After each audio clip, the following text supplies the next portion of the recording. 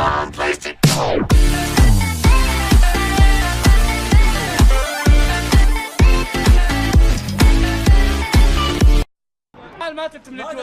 The families are starving, were forced to eat cat meat, and each cat costs $35. There's no water, and if we try to reach the well, a sniper will target us. Is this Islam? Blessed are the eyes that see what you see.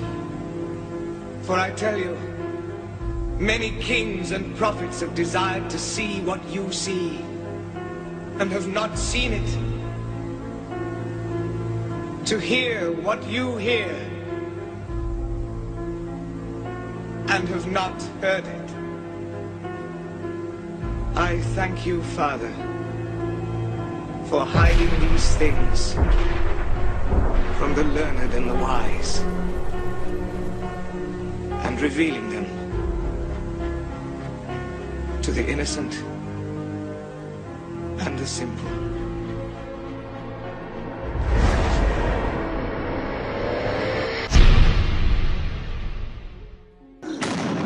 The targets were chosen for maximum exposure and symbolic value.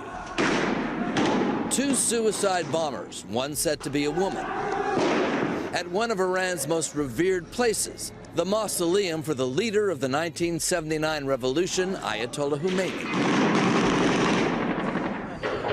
And an assault on the Iranian parliament where at least one of the attackers got as far as the 4th floor before blowing themselves up. ISIS not only claimed responsibility, it released video from inside the building while the operation was still underway. According to Iranian sources, it took 5 hours for all the attackers to be killed. The attacks were another example of how ISIS, while being driven from its remaining strongholds in Syria and Iraq, is lashing out at its enemies where they live. Across the Great Islamic Divide, Sunni ISIS has been a historic foe of Shia Iran. 2 more weeks at least of Ramadan, and ISIS has directed its fighters all around the world to conduct attacks. One thing that's not often discussed is Ramadan, even for non-extremists, is a month where extra benefits are accrued in paradise if you pass away during the month of Ramadan. There is also the belief that you have greater military success against your enemies. So for ISIS to tell their suicide bombers that you're going to be successful and your rewards will be doubled in paradise, it's the easiest way for them to get more attackers to go out in the world. But certainly we can expect more, mostly in the Middle East, more attacks just a few hours ago in Baghdad, and certainly in Europe. But the U.S. also a possibility. Russia has accused the US-led coalition fighting Islamic State in Syria of providing safe corridors for the militants to leave their stronghold of Raqqa. The commander of Russian forces in Syria said the US-led coalition, along with their allied Kurds, collude with the leaders of ISIL who surrender the areas under their control and head to provinces where Syrian government forces operate. Syria said its troops and allied forces reached the Iraqi border on Friday for the first time since 2015, a day after a US jet shot down a pro-regime combat drone close to the coalition's At-Tanaf garrison, which is near the Jordanian border. According to security sources, about 20 militants attacked the village of Masali, sparking heavy clashes with paramilitary Sunni tribal fighters.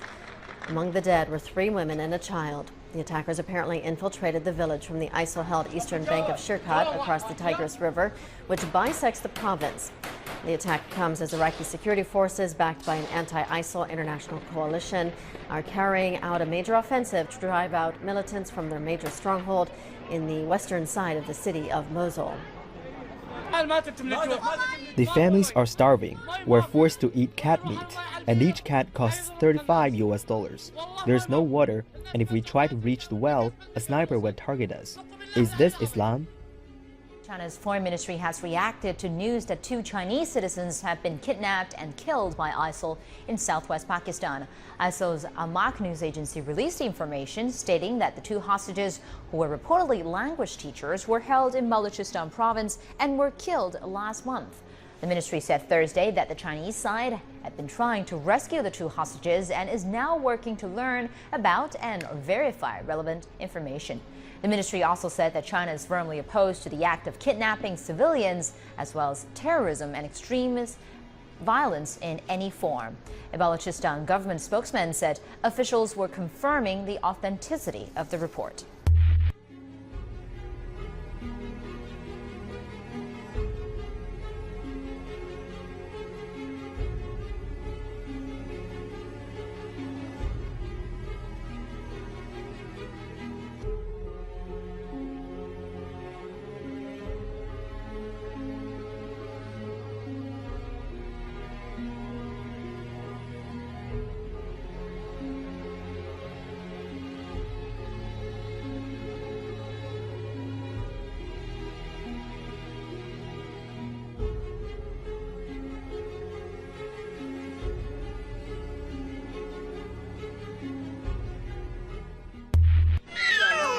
The newly appointed executive director of the World Food Programme has been witnessing the scale and gravity of a crisis described by the UN as the worst since the end of World War II.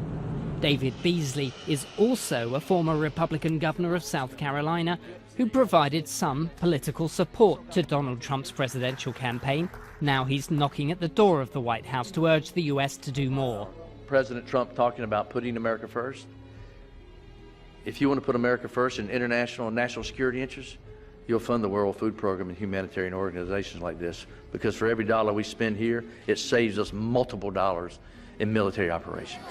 Aid agencies fearful of a withdrawal of US aid were encouraged by the inclusion of an additional $1 billion in famine relief in this year's budget passed by Congress last month. It was pushed through by a group of senators who weeks ago urged the White House Office of Management and Budget to release the money without delay. Now it's essentially stuck inside the walls of the White House. But while the funds have been identified, they haven't been released yet. It has been a month, and famine is a situation where time is of the essence. Every week that goes by, more people die. Famine is not an abstract threat. This is very real. People are dying right now, and those funds are critical to be released immediately. The United Nations says 20 million people are facing starvation, the majority children. Famine has been declared in South Sudan and is expected to be declared soon in Somalia, Nigeria and Yemen. The World Food Programme's new head says efforts to encourage donor governments to give more are being frustrated by what he calls media clutter, drowning out the message. In France, it's been Le Pen, Le Pen, Le Pen. In UK, it's been Brexit, Brexit, Brexit. Well, you know what it's been in US, Trump, Trump, Trump. Aid agencies want the Trump administration to urge warring factions in drought areas to allow unimpeded access for humanitarian agencies and to stop using hunger as a weapon of war.